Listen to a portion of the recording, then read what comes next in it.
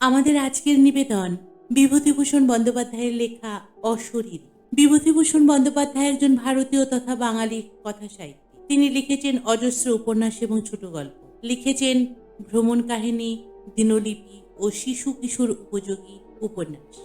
আমাদের আজকের নিবেদন তাঁর লেখা ভৌতিক গল্প অশরীরী। নানা রকম অদ্ভুত গল্প হচ্ছিল সেদিন আমাদের লিচুতলার আড্ডায়, কিন্তু সেসব নিতান্ত পানসে গোছের ভূতের গল্প। পাড়াগাঁয়ের বাঁশবাগানের আমবাগানের গেঁয়ো সাদা কাপড় পরে রাত্রে দাঁড়িয়ে থাকে, ওসব অনেক শোনা গেছে।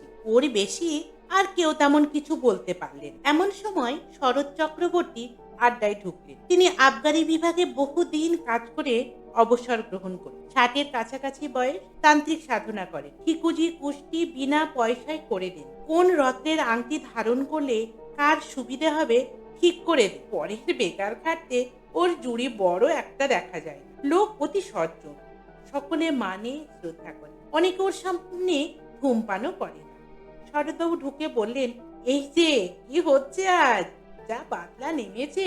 শ্যামাপদ মুক্তার বললেন, আসুন আসুন চক্রবর্তী মশাই, আমাদের ভূতের গল্প হচ্ছে বাদলার দিনে, তবে তেমন জমছে না। আপনার তো আবার। শরৎ চক্রবর্তী মশাই বললেন, আমি একটা গল্প বলতে পারি, তবে সেটা ভূতের গল্প নয়। সেটা ঠিক কিসের গল্প তা আমি জানি না, আপনারা শুনে বিচার করুন। শরৎবাবুর মুখে সেই গল্প শুনে আমরা অবাক হয়ে গেলাম। স্বর্গ মর্ত যেন এক সূত্রে গাঁথা হয়ে গেছে সেই ঘন বর্ষার বর্ষণ মুখর মেঘের আবরণ ভেদ করে। শরৎবাবুর মুখে শুনলাম সেই বর্ষণ মুখর মেঘের আবরণ ভেদ করে ভৌতিক গল্প। ভৌতিক গল্প কিনা জানি না, তবে সে গল্প আমাদের মনে রয়ে গেল আজীবন। শরৎবাবু বলে চললেন তার জীবনের অভিজ্ঞতার কথা। আমাকে সেবার হঠাৎ জলপাইগুড়ির ওধারে ডুয়ার্স অঞ্চলে বদলি করা হয়েছিল। আমার পরিবারবর্গ তখন থাকে ঢাকায়, তাদের ওখানে রেখে জলপাইগুড়ি চলে গেলাম। নতুন জায়গা, সেখানে নিজে না দেখে শুনে কি করে সবাইকে নিয়ে যাই। বিশেষ করে ছেলেমেয়েরা তখন ঢাকা স্কুলে পড়াশুনো করছে। যেখানে গেলাম সেখানটা জলপাইগুড়ি থেকে বেশ খানিকটা দূর, ছোট লাইনে যেতে হয়। পথে চা বাগান পড়ে, বনময় অঞ্চল, কিন্তু দূরে সবুজ বনরেখার পটভূমিকায় হিমালয়ের উত্তুঙ্গ শিখরমালা চোখে পড়ে।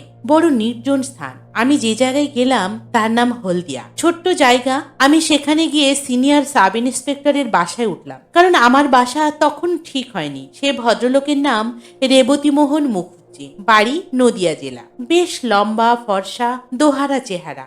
আমায় খুব যত্ন করলেন। দিন কয়েকের মধ্যেই বাসা ঠিক করে দেবেন ভরসাও দিলেন। তৃতীয় দিন সকালে আমায় বললেন, আপনাকে একটা কথা বলি। কি? আপনার এখানে এখন আসাটা খুব ভুল হয়েছে। কেন বলুন তো? আপনি জানেন না কিছু এদেশের ব্যাপারে? না। কি ব্যাপার? এই বর্ষাকালে এখানে ভয়ানক ব্ল্যাক ওয়াটার জ্বর হচ্ছে চারিধারে। আপনি নতুন লোক, আপনার তো খুবই জ্বর হওয়ার সম্ভাবনা বিদ্যমান। দু একবার জ্বর হলেই ব্ল্যাক ওয়াটার জ্বর দেখা দেবে, তখন কিন্তু জীবন নিয়ে টানাটানি পড়ে যাবে। এই রকম এদেশের কাণ্ড। তবে আপনারা অচেনা অজানা জায়গায় আছেন কি করে? সে কথা আর বলে লাভ নেই, ইচ্ছে করে নেই। আছি পড়ে পেটের দায়। চাকরি ছেড়ে দিলে এ বয়সে যাব কোথায়? খাবই বা কি? আমার দুটি মেয়ে তো পর পর মারা গিয়েছে ব্ল্যাক ওয়াটার ফিভারে, তবুও বদলি পেলাম না। কি করে বলি বলুন তো শরৎবাবু? একটু সাবধানে থাকলেই হবে। জলটা গরম না করে খাবেন না বাইরে। ব্ল্যাক ওয়াটার ফিভার হলে কি মানুষ মারা যায়? ভালো চিকিৎসা না হলে বাঁচার সম্ভাবনা খুব কম। বিশেষ করে এই বর্ষাকালে যারা নতুন আসেন তাদের ধরলে বাঁচানো খুব কঠিন হয়ে পড়ে। আমি এরকম দু একটা কেস দেখেছি, দুটোই মারা গেল। শুনে মনে বড় ভয় হলো, কিন্তু সাবধান হয়েই বা কি করব? বিদেশে বেরিয়ে কত দূর সাবধান হওয়াই বা চলে। যা থাকে কপালে ভেবে কাজ আরম্ভ করে দিলাম। 10-12 মাইল দূরে দূরে গাঁজার দোকান, মদের দোকান তদারক করে বেড়াতে শুরু করে দিলাম। খুব ভালোই লাগছিল। বর্ষার সবুজ অভিযান শুরু হয়েছে বনে বনে। কত রকমের ফুল ফোটে, কত ধরনের পাখি ডাকে। দূরে হিমালয়ের তুষারবৃত কৃষ শৃঙ্গ একদিন দেখা হয়ে গেল। মিশ্রির পাহাড়ের মতো ঝকঝক করছে সকালের সূর্য কিরণে। তবে রোদ বড় একটা উঠতে ইদানিং আর দেখা যেত। ইতিমধ্যে রেবতীবাবুর চেষ্টায় ভালো একটা বাসা পাওয়া গেল। উঁচু কাঠের খুঁটির ওপর কাঠের তক্তা বসিয়ে তার উপর বাংলো ধরনের ঘর করা হয়েছে। কাঠের মেঝে বেশ শুকনো খটখট। ঘরটা বেশ বড়, আলো হাওয়া বেশ আসে। মনের ভয়টা ক্রমে কেটে গেল। মনে মনে ভাবি, রেবতীবাবুর ওটা উচিত হয়নি। এখানকার মাটিতে পা দিতে না দিতে অমন ভয় দেখিয়ে দেওয়া কি ওনার উচিত হয়েছে? কেন করলেন ওটা রেবতীবাবু? কোনো মতলব ছিল নাকি? 7-5 ভাব। এখানে আমার এক ব্রাহ্মণ আর্দালি জুট, নাম দিগম্বর পান্ডে। লোকটা অনেকদিন সেখানে আছে। রান্না করতো খুব ভালো। সে হাট বাজার রান্না বান্না সবই, কোনো অসুবিধে ছিল না। মাস 2 পর সেবার বামুনপাড়া নর্থ বলে একটা জায়গায় আবগারি তদারকিতে গেল। সেটা একটা চা বাগানের পাশে ছোট্ট বাজার। চা বাগানটার ট্রাকগুলোর গায়ে লেখা আছে বামুনপাড়া নর্থ এস। পাহাড়ি একটা ছোট নদী পেরিয়ে আমার গরুর গাড়ি বাজারে গিয়ে থাম। তখন বেলা বাজে 10টা। দুটি মারোয়ারি মহাজনের গদি আছে। তারা বন অঞ্চলের উৎপন্ন সওদা করে। দেবেন সামন্ত বলে মেদিনীপুরের একজন ব্যবসায়ী কাঠের কারবার আছে। গাঁজা ও আফিমের দোকান সেই দেবেন সামন্তের ভাই শশী সামন্ত। ওখানে বসে থাকতে থাকতে আমার শরীর কেমন খারাপ হলো, মাথা ধরে। দেবেন সামন্তকে বলতেই সে কি একটা হোমিওপ্যাথিক ওষুধ দিলে, বললে এতেই সেরে যাবে, কোনো ভয় নেই। আমি বললাম, আপনাদের এখানে ব্ল্যাক ওয়াটার হয়, খুব মানুষ মরে, তা মন্দ মরে না, আপনারা ভয় পান না? আমরা অনেকদিন আছি, নতুন যারা আসে তাদের একটু ভয় বেশি। সবাই দেখছি একই কথা বল। গাঁজার হিসেব চেক করতে করতে আর যেন বসে থাকতে পারলাম। তাড়াতাড়ি কাজ ছেড়ে নিয়ে গাড়িতে উঠে পড়ি। জল তেষ্টা পাওয়াতে বামনপাড়ার চা বাগানের একটা গুমটি টিনের শেড থেকে জল চেয়ে খাই এক নেপালি দারোয়ানের কাছ থেকে। যখন বাসায় পৌঁছলাম তখন বেলা চলে গিয়েছে, আর আমার তখন পথেই কম্প দিয়ে জ্বর এসেছে। খবর পেয়ে রেবতীবাবু ছুটে এলেন। ডাক্তার ডাকা হলো, ওষুধ ইঞ্জেকশন চলল। 3 দিনের মধ্যে জ্বর ছেড়ে গেল। দিন 15 বেশ আছি। সবাই বললে ঠান্ডা লেগে অমনটা হয়েছে। আমিও নিজেকে সেইভাবেই বোঝালো। আবার বেশ কাজকর্ম করি, শরীরে কোনো গ্লানি নেই। একদিন হলদিয়া পুলিশ থানায় বসে থানার দারোগার সঙ্গে বেশ গল্প। হঠাৎ আমার জ্বর। দারোগা বাবু লোক দিয়ে আমায় বাড়ি পাঠিয়ে দিলেন। আর্দালি দিগম্বর পাড়েকে বললাম, জল দাও। জল খেয়ে শুয়ে পড়লাম। 3 দিন ভীষণ জ্বরের ঘুরে কাট। রেবতীবাবু আর থানার দারোগা বাবু 2 বেলা আসতে। কিভাবে আমার সাবু বার্লি তৈরি করতে হবে আমার আর্দালিকে শিখিয়ে দিয়ে যেতে। 3 দিন পর জ্বর কমে গেল। আমি বেশ সেরে উঠল। কাজকর্ম আবার শুরু করে দিলাম। দিন 15 পর চা বাগানের একটা আবগারি কেস দেখতে গিয়েছি। আবার হঠাৎ জ্বরের। এবার একটা জিনিস লক্ষ্য করলাম, এখানকার জ্বর ভেলকিবাজির মতো আসে আর ভেলকিবাজির মতোই চলে যায়। সুতরাং প্রথম জ্বর এলে আমার যেরকম ভয় হতো, এখন গা শোয়ার দরুন সে ভয় একেবারে নেই। আর্দালিকে ডেকে দিলাম। আগের মতো পথ্য প্রস্তুত করে আমাকে যেন খাওয়ায়। এবার কিন্তু একটু অন্যরকম। অত সহজে এবার আমি নিষ্কৃতি পেলাম না। দিন 2 পরে উৎকট ব্ল্যাক ওয়াটার জ্বরের সব লক্ষণগুলি আমার মধ্যে ফুটে বেরোল। অতিরিক্ত রক্তপাতের দরুন অত্যন্ত দুর্বল হয়ে পড়লাম। সেরে উঠতে 5-6 দিন লেগে গেল। দিন 2 পথ্য করার পর একদিন সকালবেলা আমার সঙ্গে রেবতীবাবু আর দারোগা বাবু দেখা করতে এলেন। আর্দালিকে চা করে দিতে বললাম, কিন্তু তারা চা খেলেন না। পরে বুঝেছিলাম তারা চা খাননি। ব্ল্যাক ওয়াটারকে ছোঁয়াচে জ্বর বলি। দারোগা বাবু বললেন, শরৎবাবু একটা কথা বলি। বলুন। আপনি এখানে থেকে চলে যান। কেন বলুন তো? ডাক্তারবাবু তো সেই মত, আমাকে তো কিছু বলেননি। দারোগা বাবু ইতস্তত করে বললেন, না আপনাকে বলেননি, আমাদের বলেছে। আপনাকে বলবার জন্য কিনা, তাই বলা উচিত ভাবলাম। উনি বলেছেন আপনার অসুখ খুব খারাপ, মানে আমি তো সেরে গিয়েছি। ও সারা বড় কঠিন শরৎবাবু। বেশ, তাহলে স্টেশন পর্যন্ত আমি যাব কি করে? রক্ষিয়াঘাট পার হবার তো কোনো উপায় দেখিনি। কিছু ভাববেন না, স্ট্রেচার জোগাড় করছি, চা বাগান থেকে কুলি পাঠাবো। পুলিশের একজন লোক সাথী থাকবে, আপনাকে ট্রেনে উঠিয়ে না দিয়ে তারা ফিরবে না। বেশ। আমি তখন জানতাম না যে আজ আমার জীবনের শেষ দিন হতো যদি, কিন্তু সে কথা ক্রমে বলছি। আমি সম্মতি দিলে দারোগাবাবু চলে গেলেন। তখন বেলা 9টা হবে। গরম জল করে নিয়ে আসতে বললাম আর্দালি, গা হাত মুছবো বলে। তারপর 1 বাটি বার্লি খেলাম। আরো একটু বেলা হলে 2টি ভাতও খেলাম। বেলা 12টার পর লোকজন এলো স্ট্রেচার।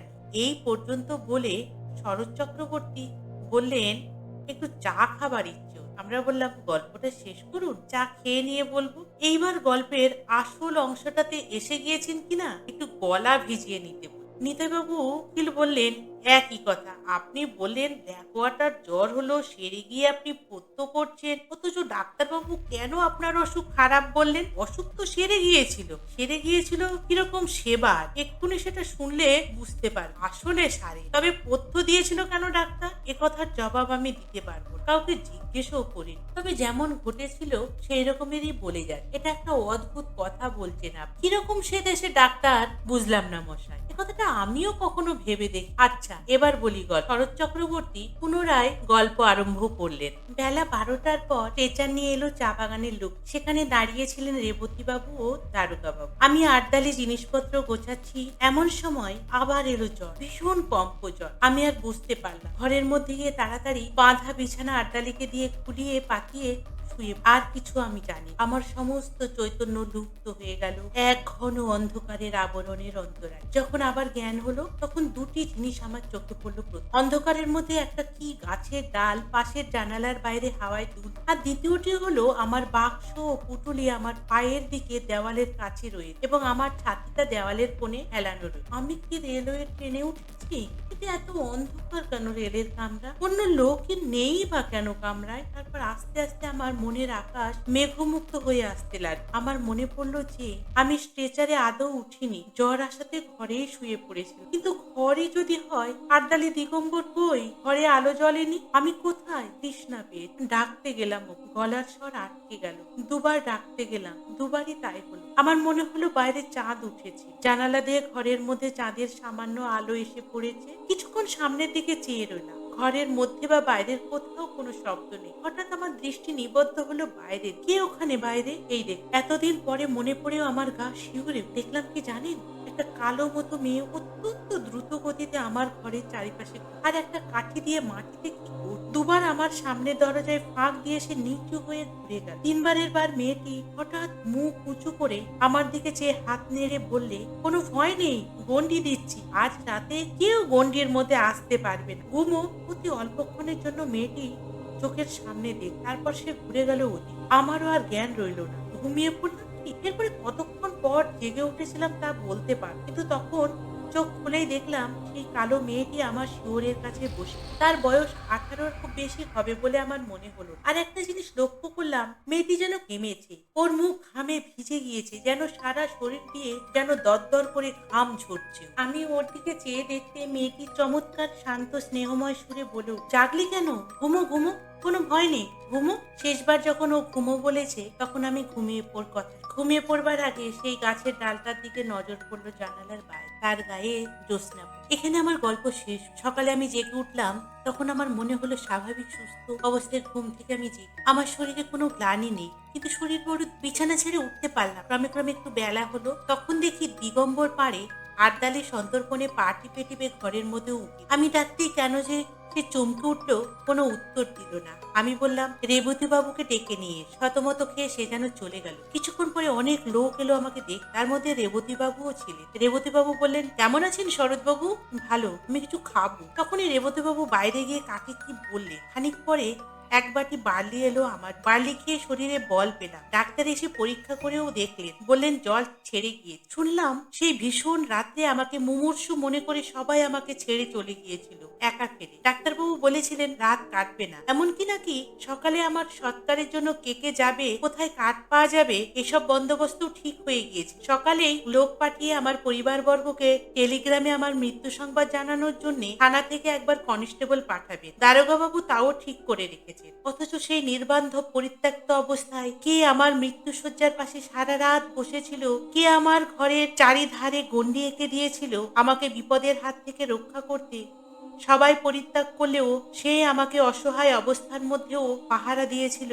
এসব প্রশ্নের কোনো জবাবই আমি দিতে পারবো না। যদি আপনারা বলেন সবটাই জ্বরের ঘরে স্বপ্ন দেখেছে, আরো কোনো প্রতিবাদ আমি করতে চাই। স্বপ্ন যদি হয় বড় উন্নত ধরনের উদার স্বপ্ন দেখেছিল আমার মুমূর্ষু মন। সে স্বপ্নের ঘোর আমার সারা জীবন চোখে রইল মাথা। মস্ত বড় একটা আশার বাণী নিয়ে গেল প্রাণ। শরৎ চক্রবর্তী চুপ করে, মনে হলো তার চোখে যেন জল চকচক। উকিল নিতাইপদ রাহা বললেন, সেরে উঠে হলদিয়াতে আপনি ছিলেন কতদিন? যতদিন গভর্নমেন্ট আমাকে বদলি না করেছিল, তাই 2 বছর। এভাবে একা ছিলেন বাসায়? আমি আর দিগম্বর, আর কেউ না। আর কোনোদিনও কিছু দেখেছিলেন? না। আর অসুখে ভুগেছিলেন? না। ঘনবর্ষার রাত, বাইরে বেশ অন্ধকার। জোনাকি জ্বলেছিল উঠানের শিউলি গাছটার ডালের পাতায়। আমরা সবাই কিছুক্ষণ চুপ করে রইলাম। নিতাই উকিল আর বেশি কথা বলে। বৃষ্টি এসে পড়বে বলেই শরৎ চক্রবর্তীকে আমরা বাড়ি পাঠিয়ে দিলাম ছাতির।